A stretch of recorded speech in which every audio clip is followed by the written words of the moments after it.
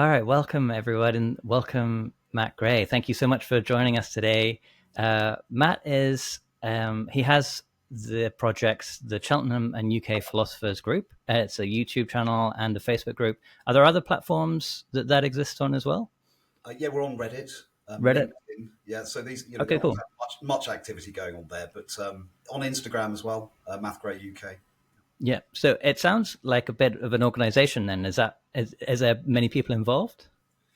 Yeah, I mean, it was, so this Cheltenham UK Philosophers, it started off as kind of like a local bunch of us, right? So it was just a bunch of guys chatting about science, philosophy, but there were a group of them, sort of subgroup within them, that just didn't really understand what philosophy was, right? So we formed this kind of local group. I was lonely. I wanted to talk to people about metaphysics and science and philosophy and things like that. Yeah, And it's relatable. no one was really coming, doing that for me. One or two were.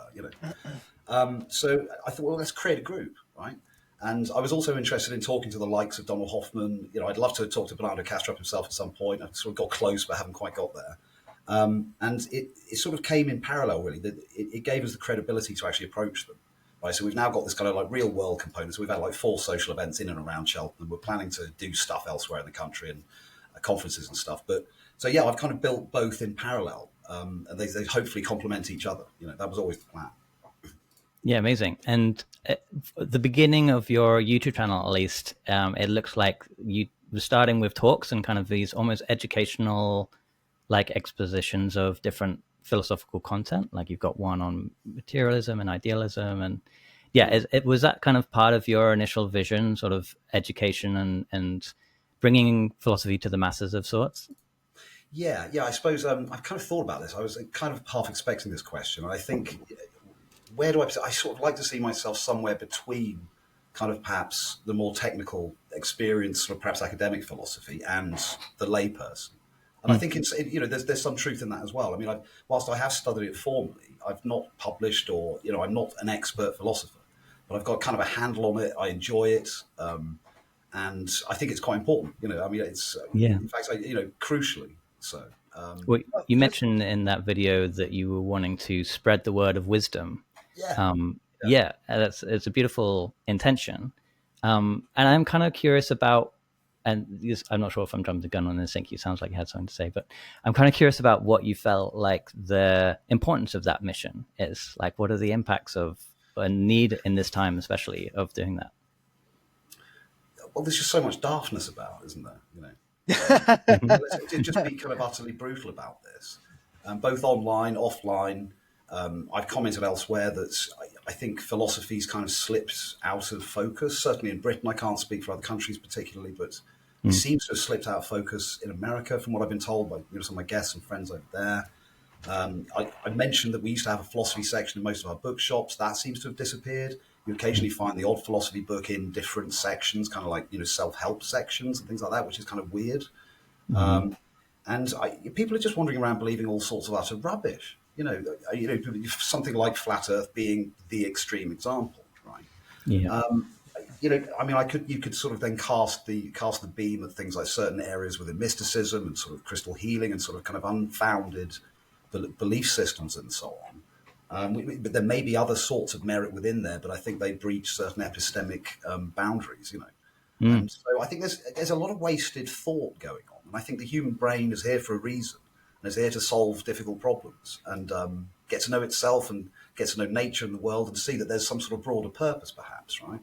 And we just got ourselves into a bit of a mess. And I know that, I say this with great humility because there may be some purpose for all of this, for all I know, but it just seems that we're going wrong, right? So this is my only response. I can't pick up a gun or a stick and go out there and beat evil to death. You look at things like Lord of the Rings; it's quite clear where the bad guys are. You go just deal with it, right?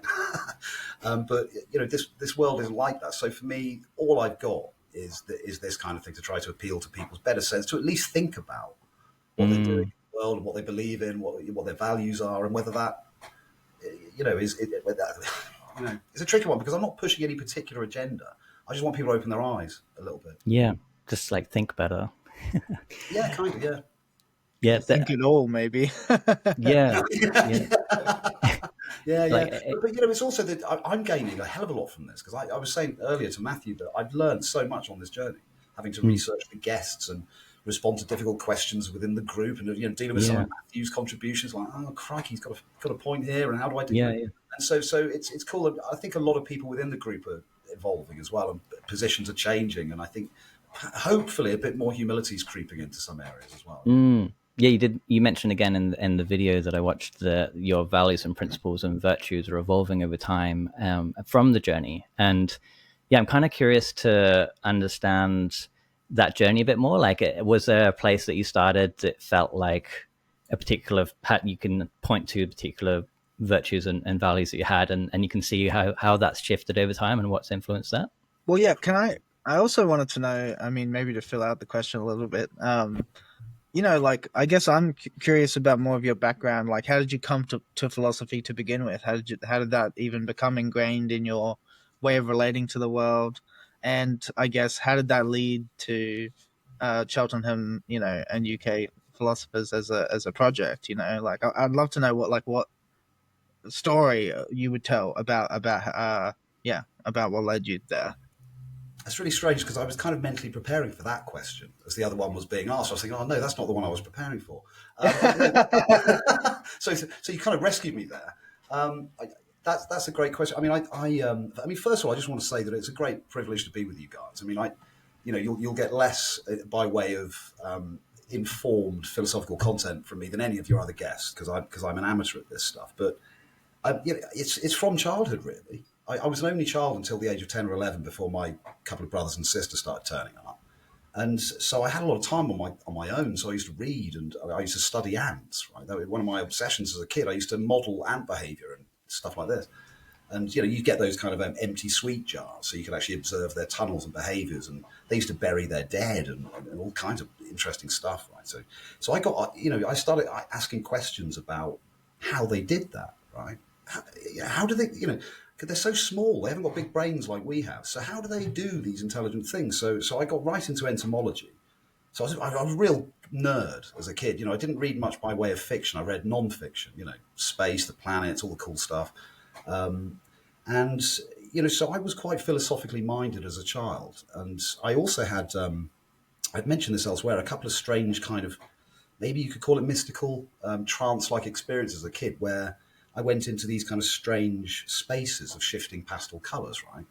And so I didn't, there were no angelic visitations or anything like that, but it was a kind of an inner space that wasn't anything to do with out there, okay? So that gave me this idea that, the mind was a very interesting and special place, and it wasn't just the tactical engine that people were using it for. And as a child, I marvel at why everyone took things so seriously, right? I couldn't understand, why are these people queuing here looking so miserable? What's actually, So I was questioning everything all the time. They used to drag me to church, so I questioned that, of course. Why is there evil in the world if he's a good God, and so on. So I've been aggravating my family and friends with this stuff for years.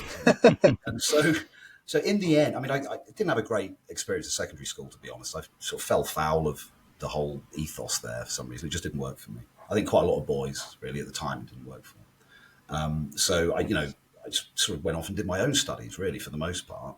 Then eventually I did a degree at 27 philosophy. And I suppose, why Chelsoft? That's a really, really good question. I mean, I could wave the flag and say I'm trying to change the world and it's the only way to resolve all this crap and stuff. But there's a part of it that is definitely tied up with my own kind of insecurities, if you like, because I've faced this thing over the years, like, Matt, you think too much. Chill out, just relax, put your feet, stop analysing things, everything's fine. And I'm like, well, I know everything's fine, but this is how I put my feet up. This is, analysis and pontification is my leisure time, and no one really quite understood that. But so in a way, this is an answer to some degree to those people in the past that have ridiculed me, really, frankly, for having philosophical thoughts and for actually asking questions about my place in the world and so on. Whereas I thought they were absolutely absurd for not doing. And I thought, how do you find yourself in certain social situations? You're thinking, what am I doing here? But anyway, so yeah, there's a bit of that, but it's got to the point where it's been fairly successful. I've had a few guests now, and I think, freaking hell, this bit more of a serious offering. So and I've tried to be a bit more professional and so on, and copy some of the other podcasters, but you can see it's a learning curve, right? So. But yeah, I think, does that answer the question? To some, yeah. Yeah. So I've got a little bit of mystical insight as a kid. I love technical analysis, love maths and physics and all that jazz, and philosophy just seems to touch everything of interest to me. So yeah. I love what you said about not understanding why people don't realize that this pontification and rationalization and the exploration of the inner world, that is my downtime. Like that, I feel so seen by that. Yeah. And then sort of after this, I then played chess. My partner's like, "Well, that's not relaxation, man." I'm like, she may have a point with the chess, actually, especially when I start swearing about it. Yeah. I guess it's interesting, actually, the overlap when it comes to gaming between, oh, I love this game and I fucking hate this game. I never want to play this game again. Like. But yeah, that's it. Really, it's a kind of a hobby gone wild kind of thing. Well, actually, I think I'd like to push back on the thing you said about, I guess, you thinking of yourself as like less philosophically informed, I suppose, than some of our other guests, because you characterized yourself as an amateur. There's actually a line in probably my favorite essay that I've ever written. It's called True Philosophy, and it's about the difference between living philosophy and dead philosophy. And I think it's in the first or the second paragraph, right at the beginning. But I kind of say, I talk about the difference between a student of philosophy and a philosopher, and I kind of say, the difference between a professional philosopher and a real philosopher, is partly in, you said you're an amateur, but to be an amateur, the literal definition of amateur is to do something for the love of it. And philosophy is defined as the love of wisdom, so there's something, I think, in that, in being an amateur, that really actually equips you for philosophy in a way that being a professional, I don't know, my experience is professionals seem to lose their touch somewhere along the way, That's really interesting. Ted Humphrey, the interview I did the other day, he was fantastic, and he said a very similar thing. He said as a teacher and a lecturer and a dean, he said there was nothing harder to find than a student that wanted to learn. Because 90% of them are there for the qualifications, not the education. Right? He said it was really hard to find students that really wanted to be educated. That's quite a telling statement, and that's coming from someone very experienced in this field. Yeah, I feel like that's an issue with the education system and the way that we do the education more than knowledge or humans in themselves. But maybe that's a conversation for another time. Definitely, but I don't know. It doesn't seem so easily extricated to me, because like there's a natural want to sort of identify people who know what they're talking about, with credentials or whatever. I think the problem is that as it becomes more and more a matter of swapping money and time for credentials, right, rather than really proving that say.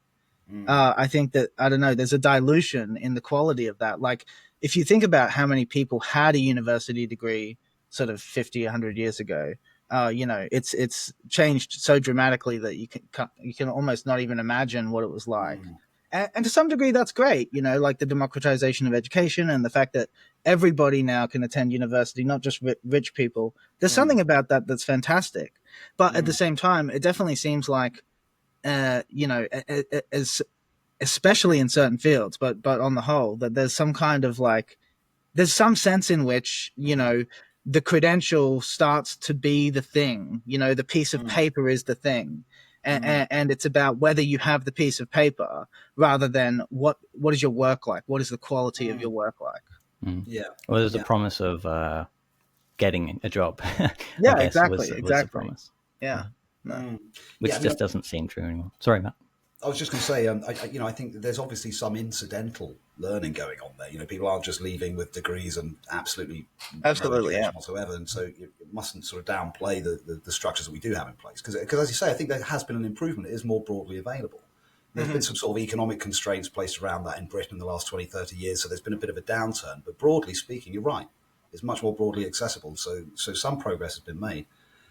But there's an overemphasis on qualification and underemphasis on education. Definitely. I know people with PhDs that have no interest whatsoever in the subject that they gain their PhD in, right?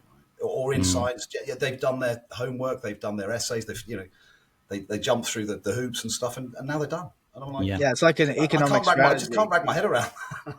Yeah, it's almost like people are sort of satisfied to get work in areas and spend, so many hours of their week doing something possibly very repetitive, that they're not interested in at all, then it doesn't seem too far off to spend 3 years, studying that thing to make sure that thing is at least worth like a bunch of money. But it's a bit of a tragedy, and like the loss of education, I think, is the lack of that instilling the love of learning, and encouraging people to recognize how knowledge is applied as opposed to just gaining it. Yeah. For its own sake, we should pursue. I mean, I think Socrates said something along these lines, didn't he? So, it's not for any particular end; it's an end in itself. You might sort of challenge that and say, well, why exactly? And again, this is where you might bring ethics in. I think it's who was it who said that? I think McKenna quoted this, and I can't remember who originally said it. That history is a race between education and disaster. And there's a great question as to which is education winning? Are we slowly turning the corner? But it seems that as much as it's getting much worse politically, it's kind of getting better at the same time in response. Do you know what I mean? There seems to be a sort of counter play all the time. Or I don't know. I might just be imagining that. Yeah, we seem to be making progress, and then there was a counter. There was a kind of like reactionary response to that, and now we're going backwards again, and there seems to be a counter-reactionary response to that. Am I making sense? I don't know. I think it's strange. I think there's a paradoxical kind of situation we live in where we have the internet and everyone has access to so much information, so much more than anybody ever had access to in the past. But you don't. It's almost like you don't seem to see what you might expect, right? Which is like this rise of autodidacts, of people who just learn through just teaching themselves through the resources that are made available. And I think part of the reason for that is that there's not that many people out there who have that kind of orientation or character to be good at self-teaching. Most people need guidance. Most people need someone to say, here's what you should be doing. Here's what you should be focusing on. Here's where you're not good, maybe work on this. And I think, there's no good middle ground there. Once upon a time, there was individualized tutoring. That was the norm in a way. If you were educated, that was because your parents paid some educated man to come and spend time with you specifically, or maybe you and your siblings or something like that. And we don't really have that anymore. But I actually think that there's a lot of potential for AI, the future of AI and LLMs, to fill that gap and be a kind of a companion and teacher to help people. I think lots of programmers are already implementing this. And I think in programming, there's been the biggest integration into the field of people just going, hey, man, like, I don't care what you say about, is it human? Does it count as art? Does the code work? If the code works, I'm good. You know what I mean? Almost felt like you were leading into me discussing my PhD proposal. Yeah. Because it's exactly that topic. Yeah. That's fascinating you should mention that, because I was discussing the possibility of using LLMs as kind of psychotherapists, right? So, and you have this kind of intermediate, kind of a curated response. So you could, for example, record all the conversations that a particular, call it a therapist, right? Sort of therapy bot that they've had with their patients. So you've got that sense of continuity, so they can ask you things like, how was the wedding on Thursday? And, so it can personalize and tailor the treatment, but also they know everything that's ever been written about psychotherapy, cognitive behavioral, psychoanalysis, it's the best, potentially the best therapist on the freaking planet, because they've really, and so that, that is a resource we can't ignore. I mean, I'm very excited about LLMs. Yeah. And definitely. Maybe we'll talk about what AGI is and what we think it really means and stuff like that. But just sticking with LLMs for the moment, it's just the power we've already got is just insane.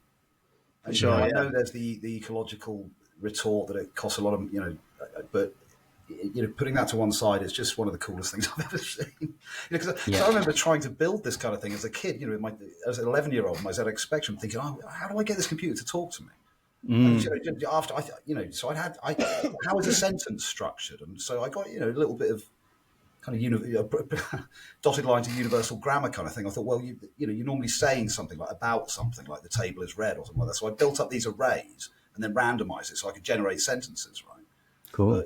But then to try to get it to respond to my input, I gave up after about 100. I thought, this is impossible. So I tried to write a chess program, I can't do this with go-tos and loops, So, but it's fascinating. Yeah. So you're talking about a curated kind of philosophical master that just guides people through. I mean, because to a degree, that Mike was doing this, wasn't he? And he was giving us loads of sort of chat GPT outputs about all of our Yeah, ideas. And I think it was quite, people resisted it for a while. It's like, oh, it's too much, man. I want some human input. We don't want a robot telling us what's what. But when I started reading through it, I thought, shit, it's just right, isn't it? It's just, and it wouldn't necessarily stick its neck out, but it would give you a really good synopsis of the architecture of some of these, ontologies and so on. It's just freaking awesome. Yeah, it's definitely very knowledgeable. I think for the moment, an LLM is really only as good as the person using it. And it's very easy, I think, to trick yourself into thinking that the LLM is providing some objective validation of your way of thinking about the world or whatever. I think it's important to recognize, and I don't think people really do appreciate, that part of its job is to tell you what you want to hear. That is like almost half of its job, is to keep you happy, the human. Whatever it has to say, even how it has to lie to you sometimes, it'll do that. Yeah. I read something about this. They were saying that they were kind of cheating tests and things like this. Yeah. No, it will definitely not be honest if it thinks that, like but that's the best way of resolving. What is it that's being dishonest, though? Pardon? What is it exactly that's being dishonest? Well, it's just programming. It's programmed to be so pro-social in some ways. Exactly. Or have explicit instructions to align so like, with you. If it were a human being, you might say, for instance, one way you might characterize it as wishy-washy, or spineless, because it'll argue for one. If it thinks you believe something, it'll argue for that position, and then if you switch it up, it'll change sides, and you can do that as many times as you like, and it'll keep swapping to whatever it thinks you want it to think. Basically, even if you think you're giving it the most rational account of one thing, and then you debate against it, it will still just drop all of that and go with you. Ultra fickle. Yeah, kind of, yeah. I bet you there's certain bosses that would have they'd love employees like this. True that. I mean, that's why it's so appealing that AI taking all our jobs, probably. Like no comebacks.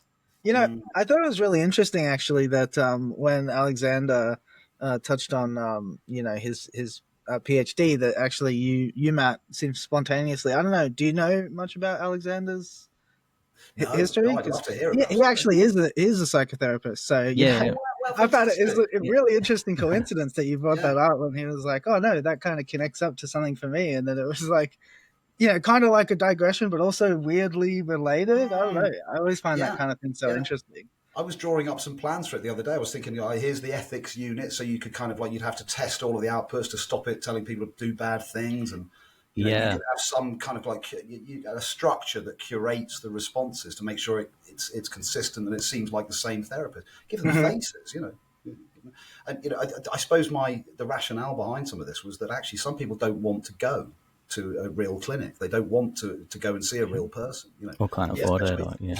In the age of kids, all the kids are on Roblox, and I mean, I've been on World of Warcraft. People are used to a virtual setting now, and they're comfortable interacting in that space. I mean, whether that's a great thing or not for you, I don't know. That's another question, right? Another conversation, probably. But there's people that might benefit from it. Well, my most ambitious, kind of blue sky vision dream for the integration of all my knowledge and experience.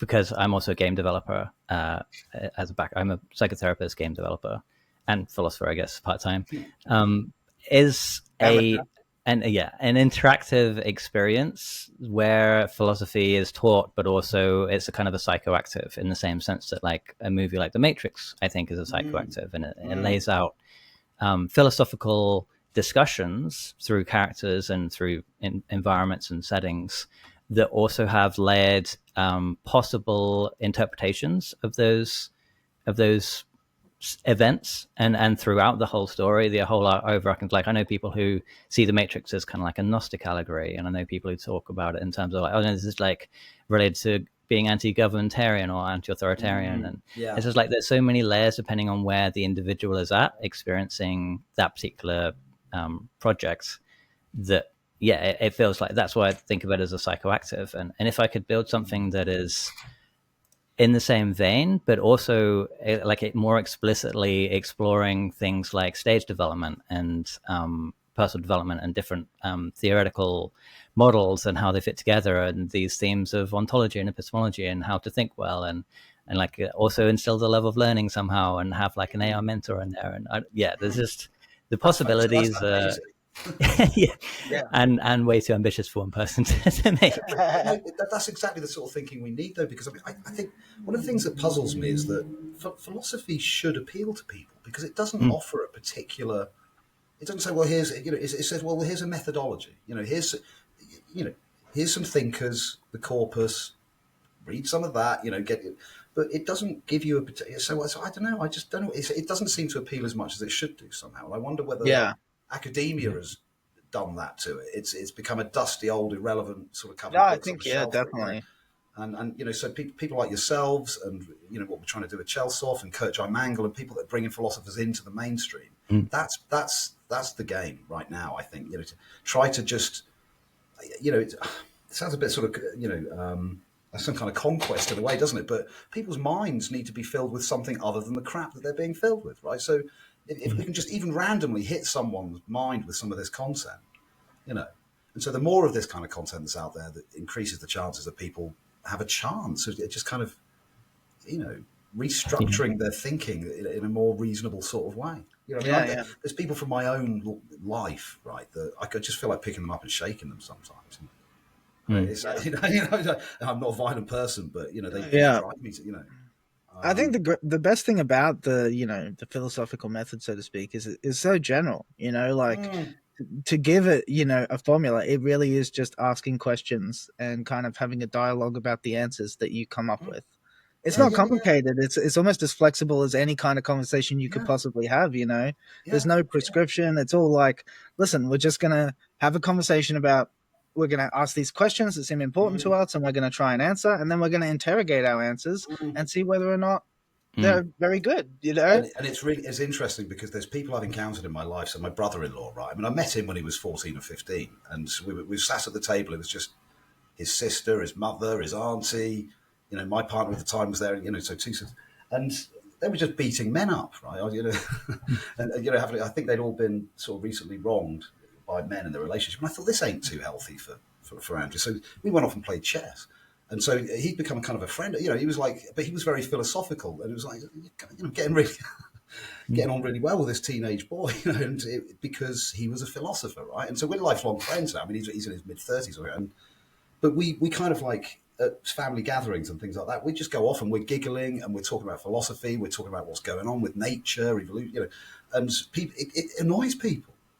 It annoys people that we've got this kind of special connection, and it's like and I read something about this the other day, that mammals, there's a threat detection thing, right? So if there's something off in the distance, or they can see another animal can see a threat, but they can't see it, right? That freaks animals out, and it freaks humans out as well. So I think sometimes if you're waffling on and it sort of seems a little bit beyond other people's grasp, it kind of annoys them. It agitates them, because it's a threat. Absolutely. It's a threat because there's some mysterious entity in that room there that they can't see, and they've got no grip on it. So it's like, so I've kind of learned to just leave certain people alone with this stuff, right?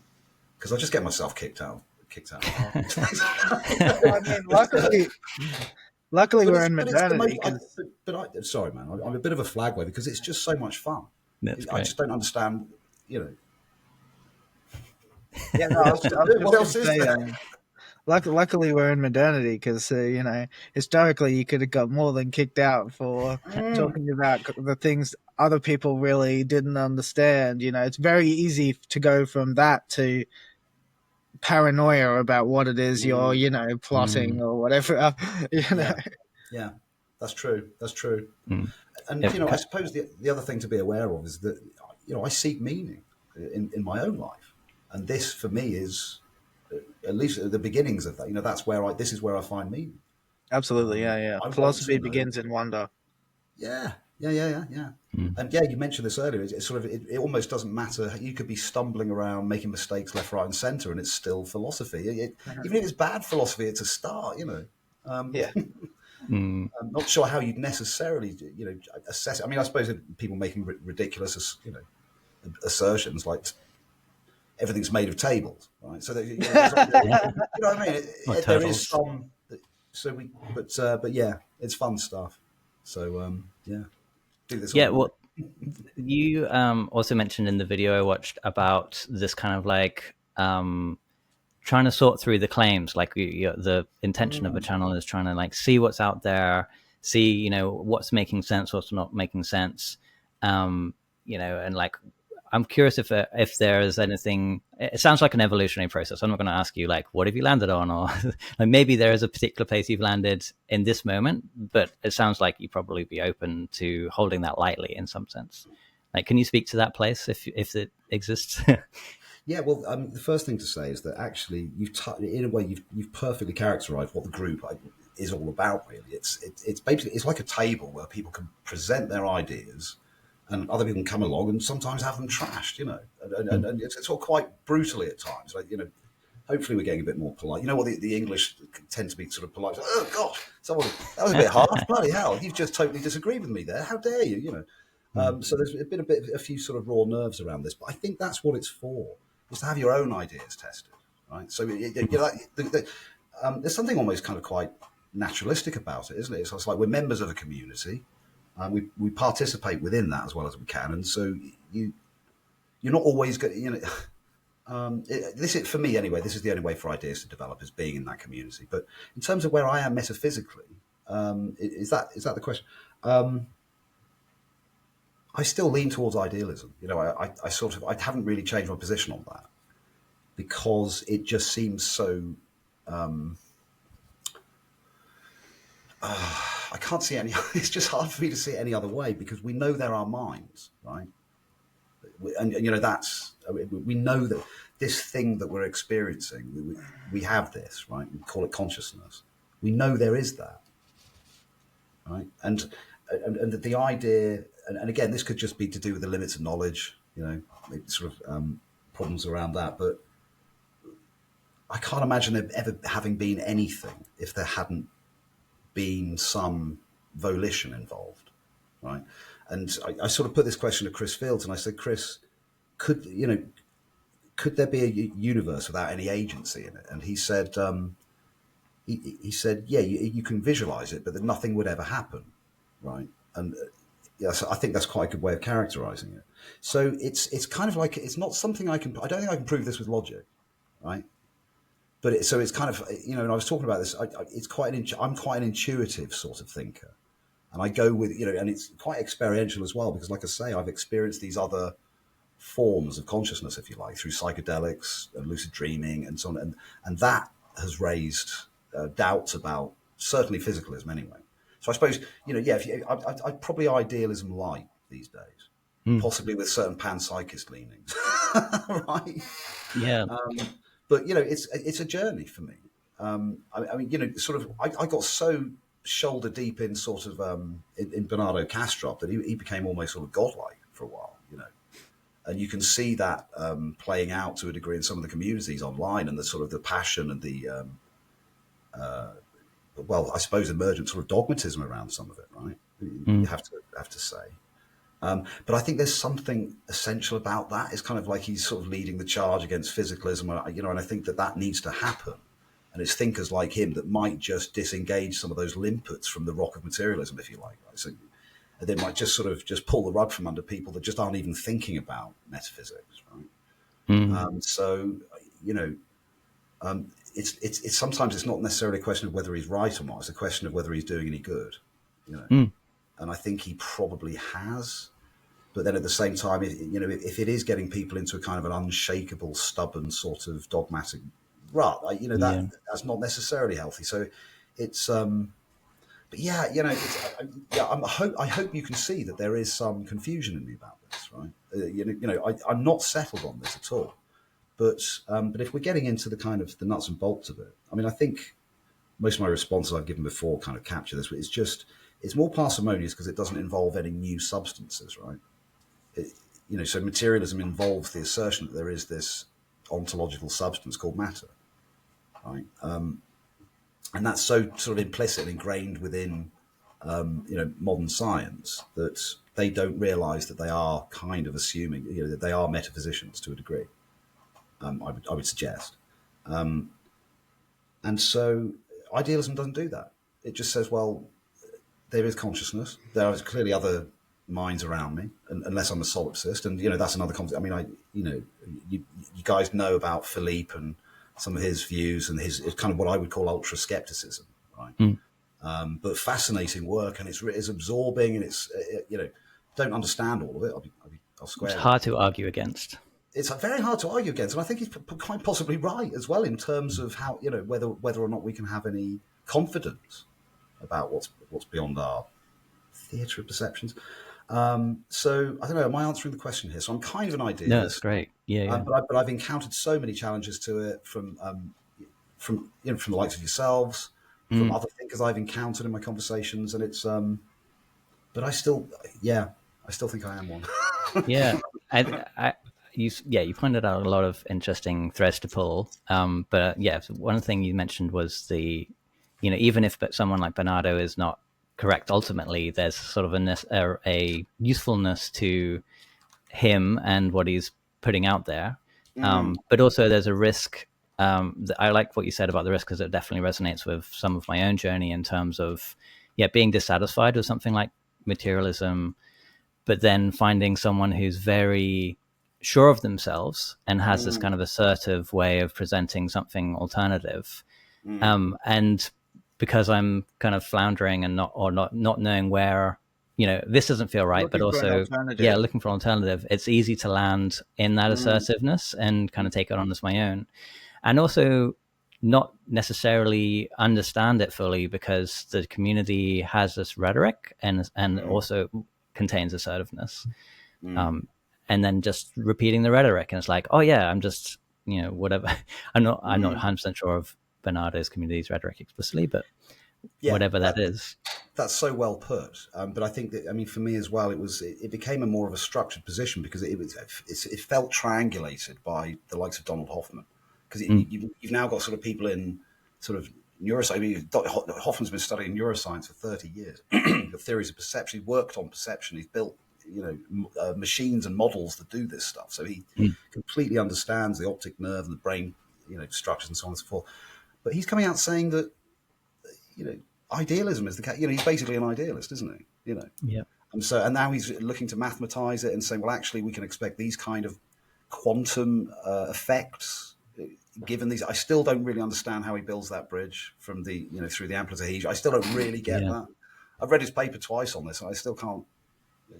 But I'm sure that's just limitations with my thinking. But there's so much going on now. Then Mike Levin actually said in a couple of interviews said, yeah, I'm leaning towards idealism. But then more recently, he's come out and saying he's leaning towards panpsychism.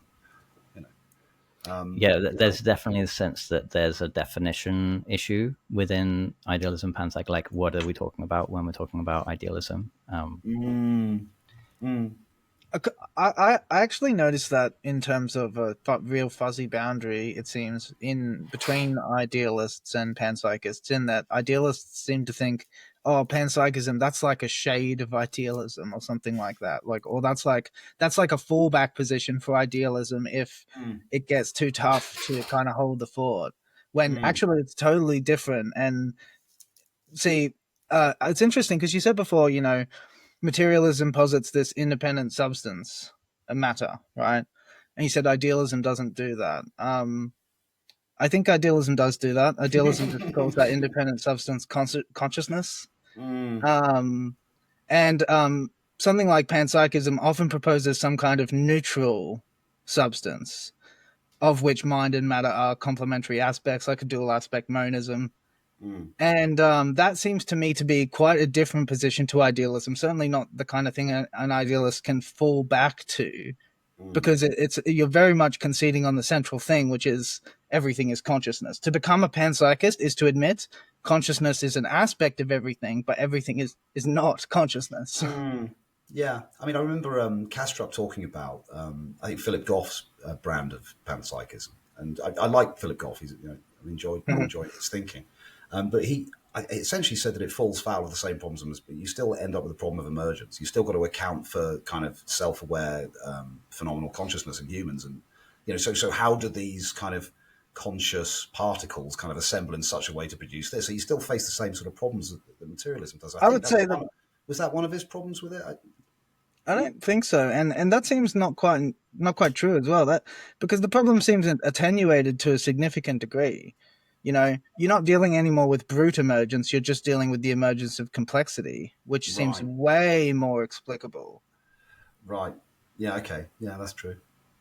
I'm not But sure how much of this kind of specific debate you guys want to get into, but No. I think you know, I'm happy to kind of keep it rolling, and yeah, I just think I think panpsychism, you know, is a very attractive, plausible option, and it seems to me to leave open. See, because it seems like, I guess for me, part of the trouble I find with idealism is like at one and the same time, it's like saying everything is consciousness, and then the nature of consciousness is like being left as a question mark, which is like. Whereas in panpsychism, it's like it says something that we know, which is like consciousness and matter are both aspects of what is. That seems to me like epistemologically sound. And then it says, okay, and then there's some third thing that kind of contains, you know, matter and mind as complementary aspects, which is like obviously a piece of conjecture, but like it puts that question mark. It says that this is a question mark. It doesn't say this is consciousness, and then it's secretly a question mark, right? Which to me seems very different in terms of, I guess, how transparent you're being about. Because it seems like idealists want the cake and they want to eat it too. In that, the idealist says, you know, oh well, my position is parsimonious, and I don't posit anything more than I need to, which in a way is true because phenomenologically, epistemologically, consciousness is fundamental, right? You start in consciousness. Every science requires consciousness. Now, that doesn't tell us what is metaphysically fundamental or ontologically fundamental. And the idealist kind of wants to say, well, I just don't make that move. I just don't go beyond consciousness. Since consciousness I know, I just don't make that move and say what the ultimate nature of reality is, except metaphysical idealists absolutely do make that move. So they're simultaneously saying, I'm staying within the bounds of what we can know. And then they're also saying, well, actually, the ultimate nature of reality is consciousness, which is absolutely not staying within those boundaries. I think what I'm saying is that all I've ever encountered is consciousness. Right. I have no grip on what's actually out there, other than what I perceive. Right? And you know that part's undeniable, right? Yeah. I think that's undeniable. And so, so there's this case of then you say, well, what are these things that I'm observing? You know, in my theatre of perception, and obviously, you know, so some of them feel sort of inert and they don't sort of do much, and but some of them kind of move around and make noises like you guys, right? Yep. And so I don't think it's too much of a kind. You know, I could just say, I can make an empirical appeal there and say, well, those things they're doing, moving around, they seem like other minds, right? That make noise. Yeah, well, yeah, true. But let's suppose that we can get through some of the sort of solipsistic concerns and say that there are other minds, right? Can we? Maybe. Yeah, but the other minds are the bits that are making noise, I assume, right? Not just the bits that are just sitting there. There's a fair bit of stuff that's just sitting there. Yeah. So there's this kind of, so there's definitely other minds like mine, right? So there's definitely other things having an experiential journey. For sure. And so then the question is, well, what about all these other things, right? So tables and chairs and so on and so forth. And I would suggest that in the same way that you guys, the image of you guys, whether you're here in person or there, represent some kind of mental process, I would say that everything else does as well. And to deny it that inner kind of state, I think is there's a certain kind of conceitedness about that. To say that this, for example, there is nothing going on of any kind of agential sort of nature in there. I think that's a bit crazy. Yeah, but you don't have to make that statement. You can just say, well, I'm open to the idea that has some kind of primitive awareness. I don't have any immediate experience. But here's the key thing is, it's not like, say, I relate to my world just as like matter and minds, like talking bits and not talking bits or something like that, right? The bits of the environment that talk to me, that the talking bit seems to be embedded in this complex matter-based body brain thing where it's like, there's all this workings that go into making a creature like me, that can make noises like me, that can understand me. And like, I look to science to understand what that is. And science is really effective at telling us about the nature, the details of the nature of the world, right? And so when I'm trying to understand, okay, how should I understand these other things? It doesn't seem like I'm just given consciousnesses in my experience. It very much seems like the other consciousnesses in my experience, like me, are conscious by virtue of having physical bodies that are built up out of smaller parts that evolved over a long period of time, et cetera, et cetera. And it seems like our like historical picture of the cosmos that, seems extremely reliable in terms of making our technology work and all of that, seems to tell us that like planets and stuff were forming for a long time before there was anything like the kinds of things that we would recognize as life forms. And so it's like, okay, we can say, okay, maybe all that is kind of in some primitive way aware. Maybe awareness goes all the way down, right? Nonetheless, it's certainly a totally different kind of awareness as to whatever I mean when I'm talking about consciousness. Like you and we have the same noise making, this apparatus.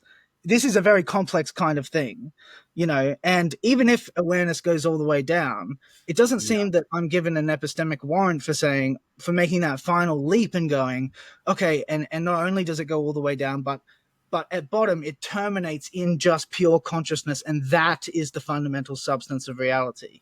Yeah, I think you're making perfect sense there.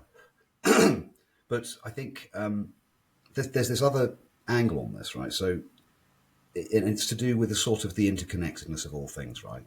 So let's sort of consider this. So there's this idea, and I've talked about this. You've probably heard me talk about this kind of thing, right? So take any entity, right, and it has a kind of just dependency on everything else around it. In fact, in some sense, it's almost defined by everything else around it, right? Yeah.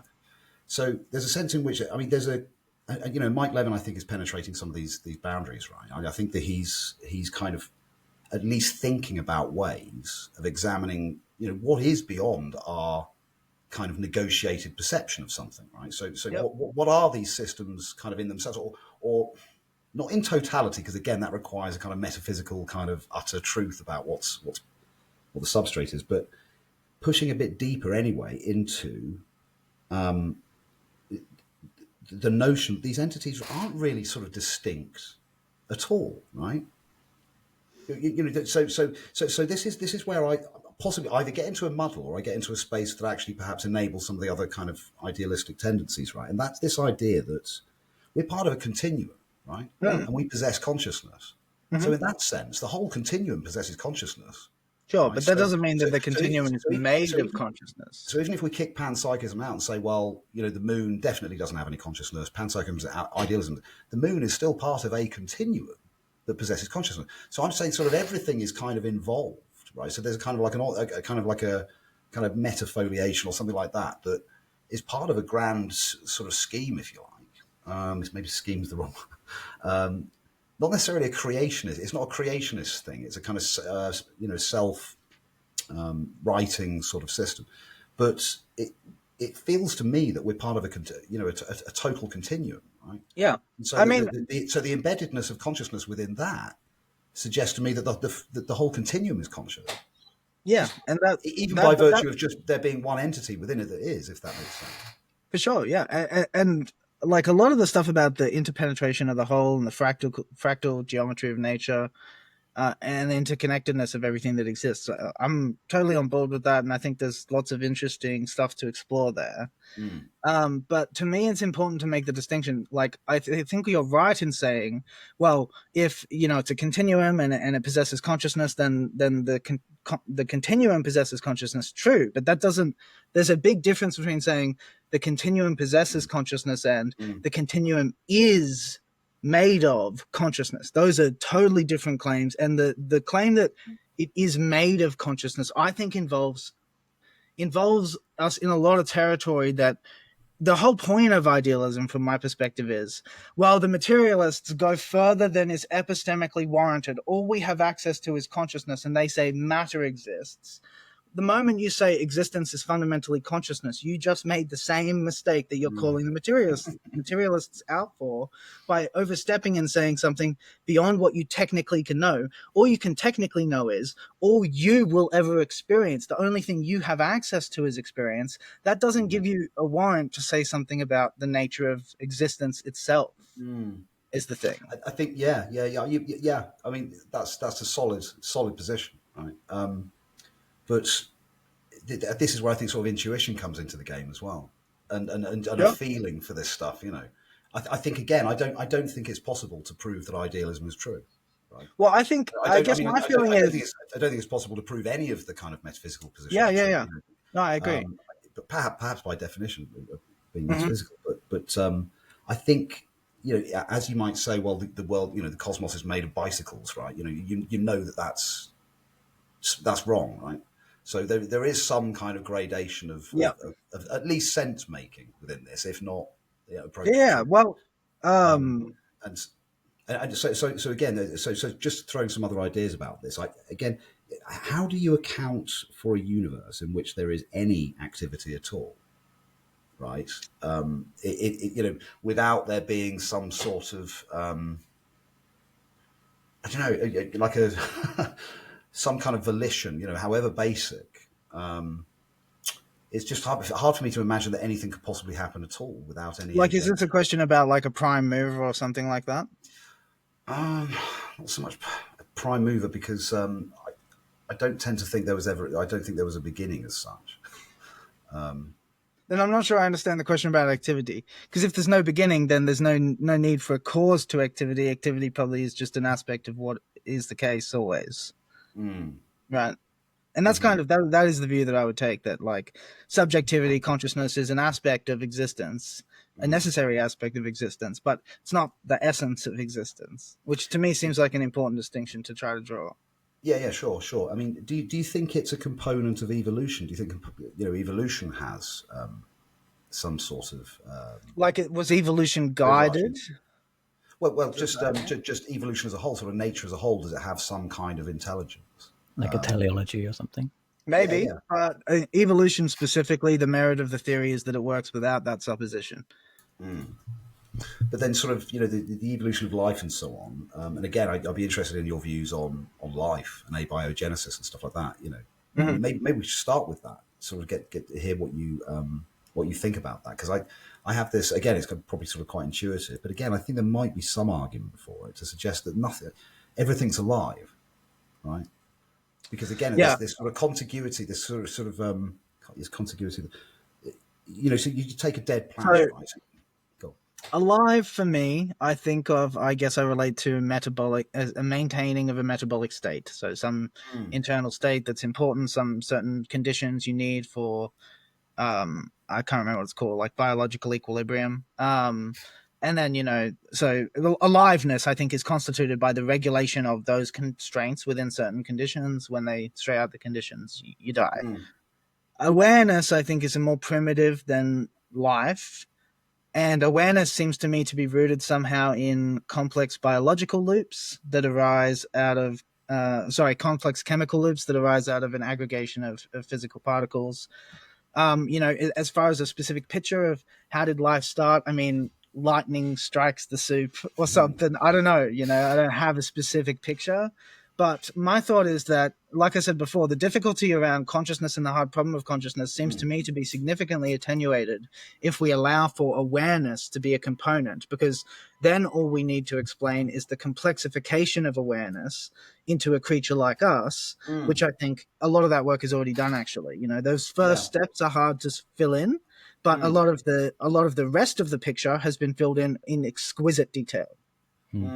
There's something as well I want to throw in that seems to be around kind of reductionism, the sense that whatever is at the base, everything can be reduced to that base. Like, no matter what emerges, or no matter what is complex, it's not coming from nothing. It's not like a magical new popping out into existence. It's a combination of what is at base.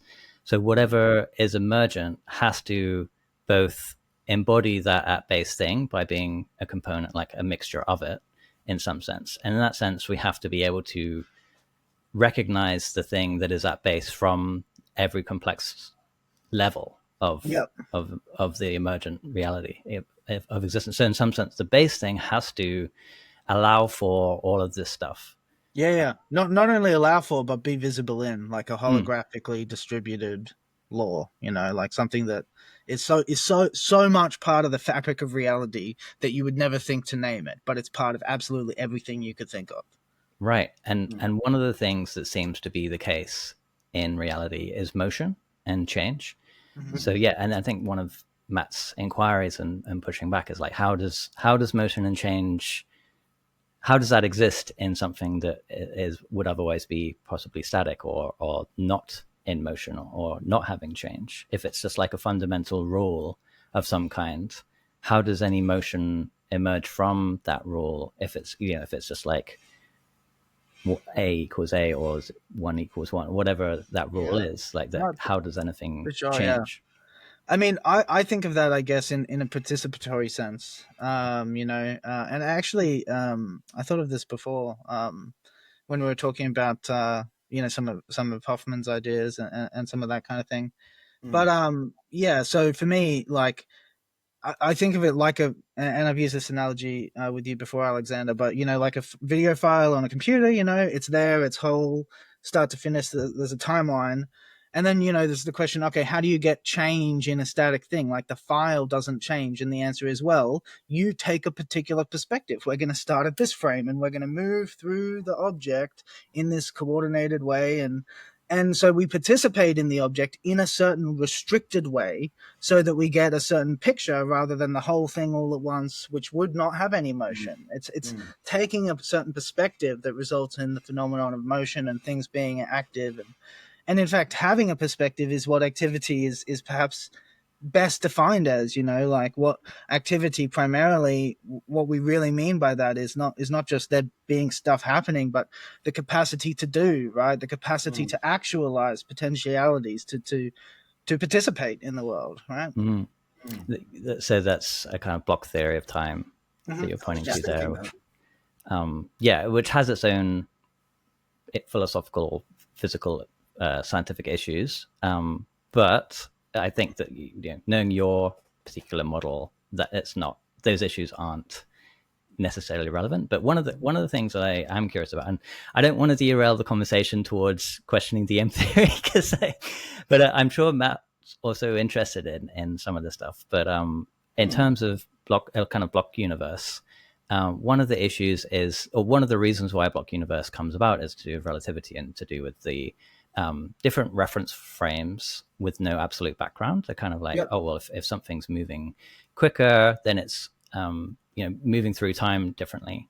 If it's moving through space differently, it's moving through time differently. And there's a sense that with a frame of a movie, if you're at that frame, but something's moving quicker through time, through the block universe, then they're actually going to be in that frame and out of that frame quicker than you would be in that frame and out of that frame. So in some sense, they'd sort of appear and disappear. They'd probably occupy, since what we would think of as motion is a continuous, it's like a blend of the different frames. They'd probably occupy less of the frames.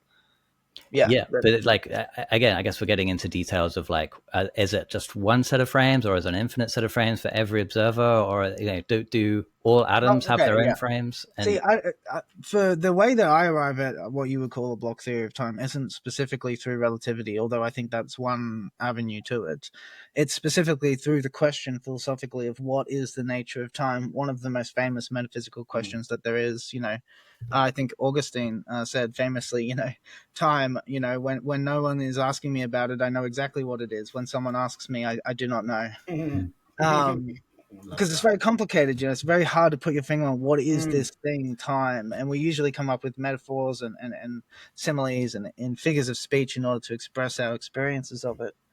But part of how can I just briefly ask? So you said that this participatory sort of model, so that you're suggesting that the appearance of change, dynamics and so on, that is just about the experience. So that's not, so it's an illusion.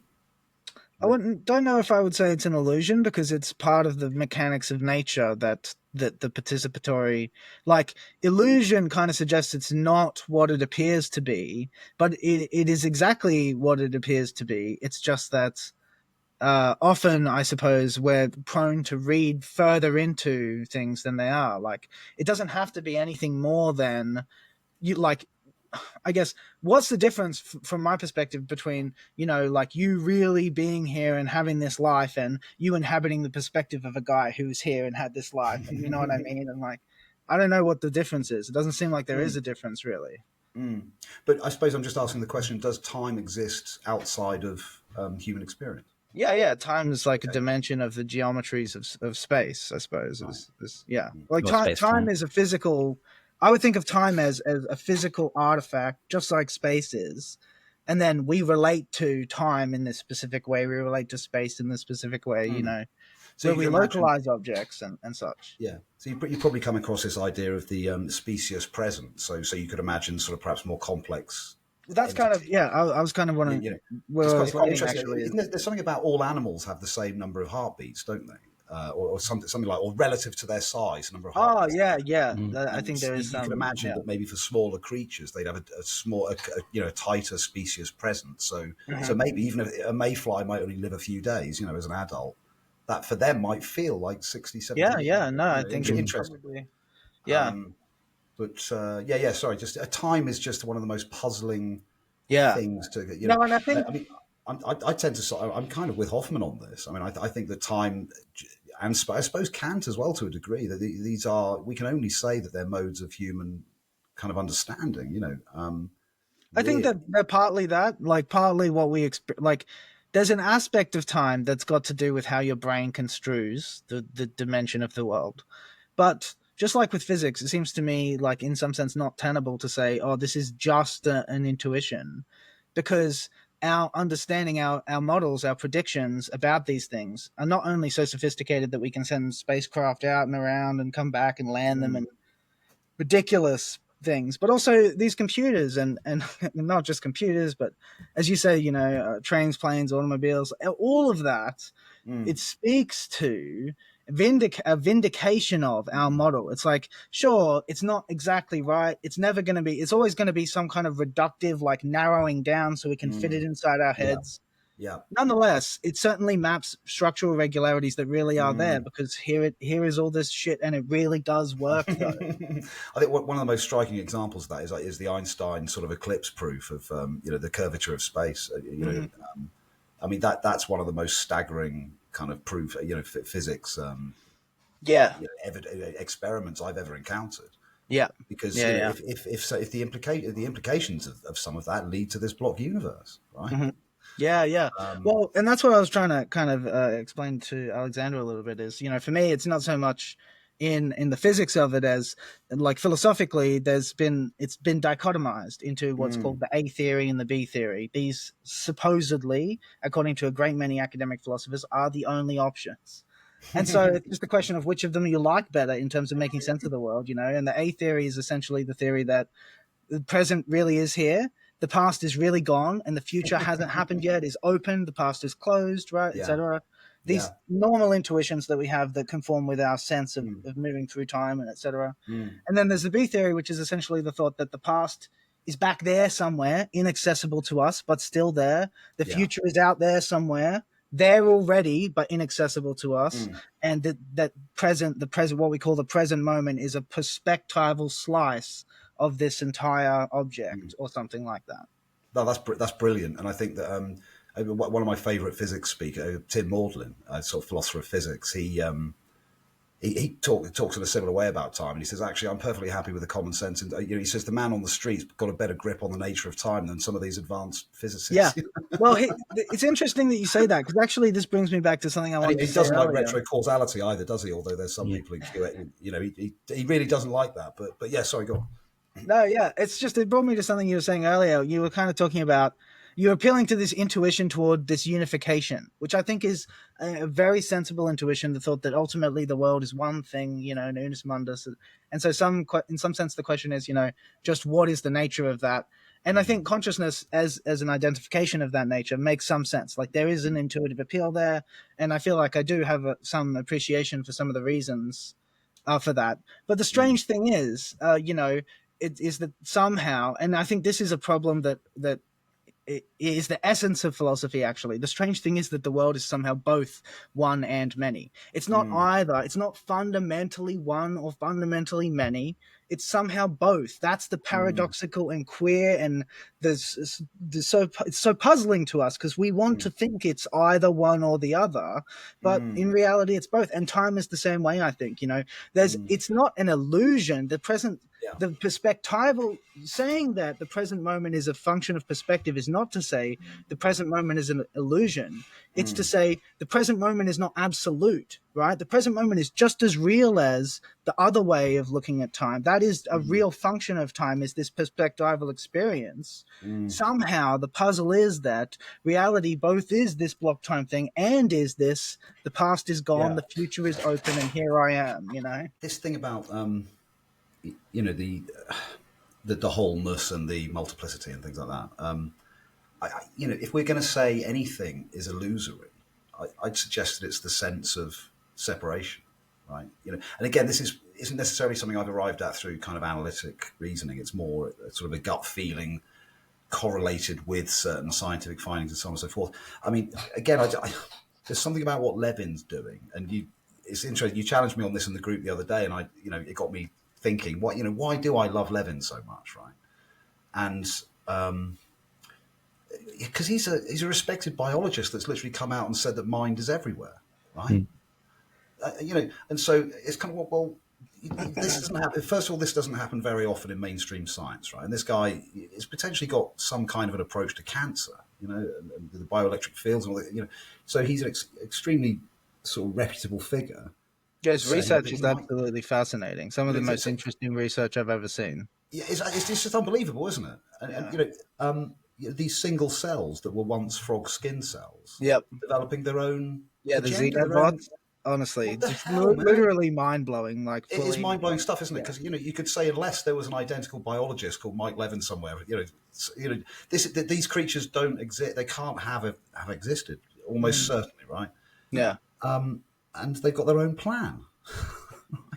So if volition, and then, I mean, the bit that really puzzles me is the stuff about he talks about these logic algorithms, right? So that they're sorting algorithms. So their goal state is to get, say, a bunch of numbers in order or something like that, right? And the grid's kind of randomized to something they've got to get into position, just with basic rules like who am I next to, where do I, sort of trial and error kind of stuff. But he's arguing that these algorithms are showing things like delayed gratification and different learning methods, reinforcement learning, and conditioned response and things like this.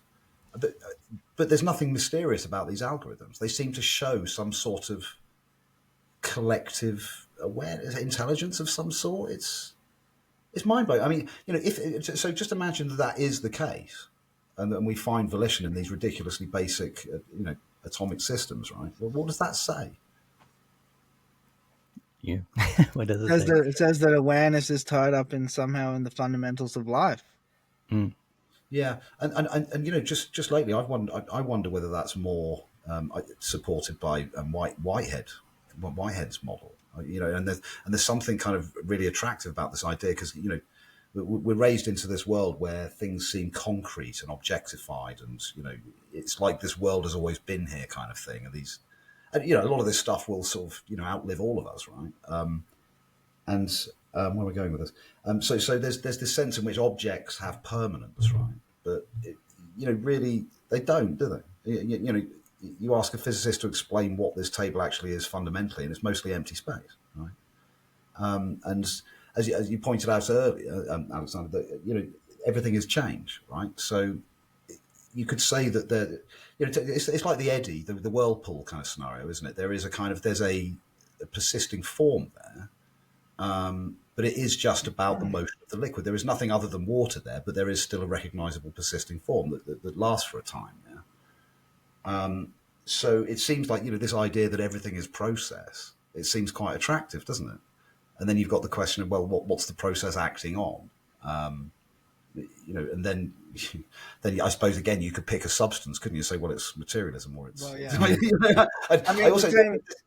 this other thing about the isms as well. I've been wondering lately whether we, do we need the metaphysical systems? We could, do we Need them for what? I mean, I don't know what they do. to a degree, it's about where your interests lie, isn't it? It's about how your interests evolve and so on, as much as the actual validity of these areas. But we can still talk about the world, can't we? Without saying, "Oh, everything's fundamentally mine." It's sort of. I think the issue is that the reason that you get the metaphysical systems to begin with is that our attempts to talk about the world run into difficulties related to our having mutually incompatible commitments about the nature of the world. And then the friction in the discourse compels us to systematize and to kind of compare and to argue about whose system is the better system, and Yeah. So, what is philosophy for? Could I ask you, gents, what is philosophy? What do you think it's actually about? it's a great question. Yeah, really good question.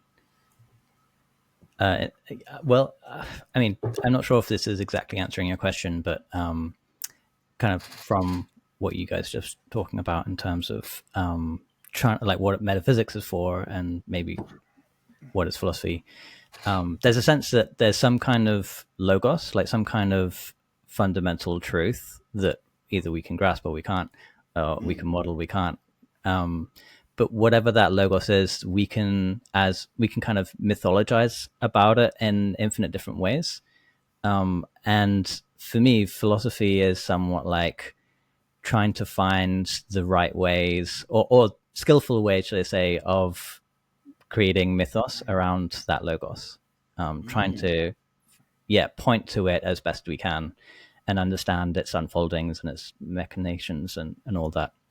So yeah, that's probably my simple answer. That's beautiful, but acknowledging that these are stories and sort of perhaps not necessarily having to give an account of the substrate. Right. Yeah, I mean, like, for example, InSync has data logic as sort of foundational thing, and we could equally give those things different names. Maybe they wouldn't capture the same things exactly in the same way that InSync likes to think his like words capture those things, but to someone else, their words would capture those things in a more elegant way. So even if we're trying to point to the most accurate truth that we can know, there's still a semantics issue or a translation issue or a language issue. Like if I'm Spanish, I'm not going to use data and logic as words. But that reminds me of the Tao. What is it? The Tao that can be spoken is not the true Tao. And again, sort of reminding us of the kind of dogmatism that can emerge in these systems of thought, that, as you just pointed to. It's it's funny because you kind of make an escape into philosophy, potentially metaphysics, to try to get out of the kind of narratives that have been imposed upon you, and then you end up inside another narrative. So and that's something that's I've always had some agitation, existential sort of angst about being trapped in a narrative. Having been raised Catholic, kind of potentially inform some of that response. But yeah, sorry, I'm darting around here. Where do we get to? I'd love to hear InSync's answer to that question. Oh yeah. So what is philosophy, Matthew? Yeah, I mean, it's something, I could try and come up with something off the top of my head. I have actually written an essay about this, that essay that I mentioned before about the difference between living philosophy and dead philosophy. It's called true philosophy because that's actually what I'm trying to define, is what to me is philosophy. And part of the answer that I give in the essay is that, I point to a formula that Wittgenstein offered, which is, a philosophy is about the logical clarification of thoughts. And I kind of critique that and kind of say, well, but this kind of makes it sound like, all thoughts are equally valuable, which I really don't think is true. And more importantly, it doesn't take into account whether or not the thoughts really mean anything to you, which is, to me, that's more important than whether they're technically true, is whether they really move you and make you want to live a different way, or And so for me, philosophy begins in trying to know yourself, trying to get to know yourself, trying to see through, I guess, the superficial constructions that you've made to navigate society and your family and the expectations of your peers and all of that. Trying to really get to know yourself. And the reason for me, the purpose of getting to know yourself, I mean, obviously that's valuable intrinsically, but the reason for it in the context of philosophy is because once you get to know yourself, only when you really know who you are you able to sort of start to give birth to ideas that are uniquely yours, that are original, that come from your perspective, that aren't your attempt to regurgitate what you've read in a Mm, book in a way that might mm, impress your professor, you mm. know? Um, What is that knowing one? So how do you know that when you've got there?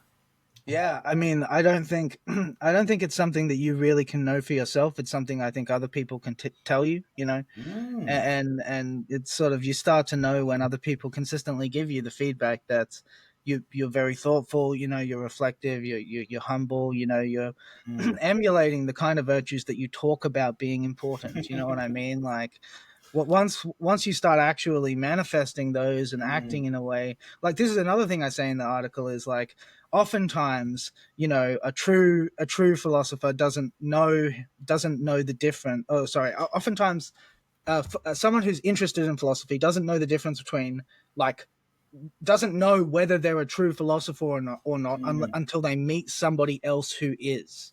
Because mm. when they meet someone who really is, you just know. They just Yeah, have this aura. It's like Matt Segal, we were talking about that yeah, before. yeah, You know, he's just got this way about him where you just know philosophy lives in this yeah. man. You know He what I lives it. mean? Mm. He lives Yeah. it. He talked about that in my interview with him, and it Mhm. probably has with yourself as well. He talked about in some sense, this smacks of the authentic life as well. There seems almost like an existentialist Yeah. component to this. That